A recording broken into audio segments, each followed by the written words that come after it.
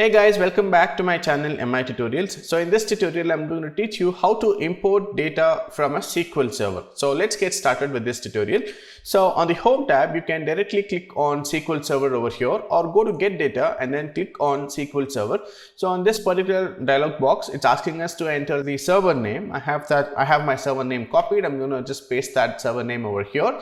And then there is an option here to enter the database, which is optional. And then the next option here, whether you want to import the data into your Power BI model or do you want to directly query the database. So I'm going to explain the difference between these two in a separate video, which I'll be posting very soon. So please turn on the notification bell on my channel to be notified whenever I upload that particular video. And now there's also a SQL statement, which I will explain in some time now. So let's click on OK for now and see what happens. So when I enter this data and then it's asking me to enter the credentials, I'm going to click on connect. So since my database is using the same credentials as my login or Windows authentication, so I'm going to continue with this. If you have any other alternate credentials, you can enter that as well. So I'm going to use my current credentials for now and then click on connect. It's giving me an encryption support warning. I'm going to click on OK.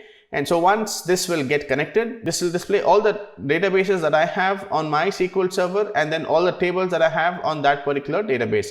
So in this case, I just created this new database and then I only have one table over here called as orders. I can select this particular checkbox over here and then click on load. So once this is done, you will see that a new table has been imported into Power BI from the SQL Server, right? So you will see this table has now been imported from SQL Server. So this is one way of importing the data, importing the table, the entire table directly into your Power BI. And then you can obviously get into edit query mode and then do all of your transformation over here if you wish to, right? So the other way of importing is from SQL Server is what we saw here is we have an SQL statement as well.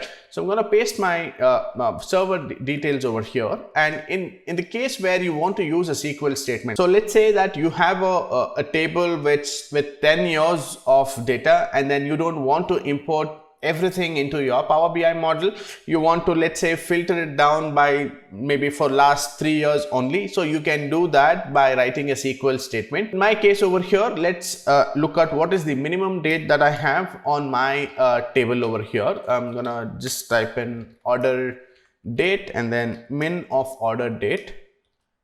Okay, and then I'm gonna type in another query over here, or I'm going to call in for max and then run this. So I have minimum of 2014 and have maximum of 2017. Let's say I want the data only from 2015 onwards, right? So what I will do is I'm going to just do select star from orders where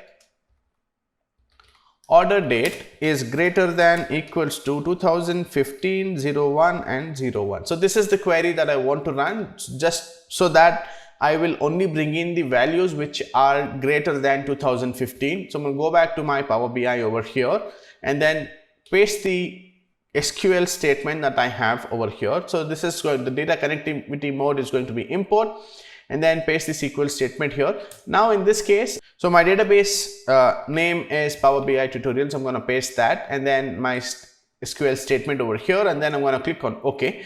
So now we can see that we are now only importing data which is above 2015 January onwards, right? So we saw that very quickly. We have now imported the data, and then if you go back over here, you will see that in my orders table over here we have data, the entire table which is imported, which is all the way from 2014. However, when I go to the query over here and look at order date, we only have data from 2015. Now this is how you can filter the data and bring into your Power BI model so that you don't have a very huge data model. So it's not really required to have unnecessary data in your model because you're not going to use it. These are the two ways you can bring in the data from a SQL Server, either import the entire table or use a SQL query to sort of filter down the data and then import the data into your Power BI model. So that's it guys in this particular tutorial. I hope you learned something new today. Please consider subscribing to my channel for more such tutorials.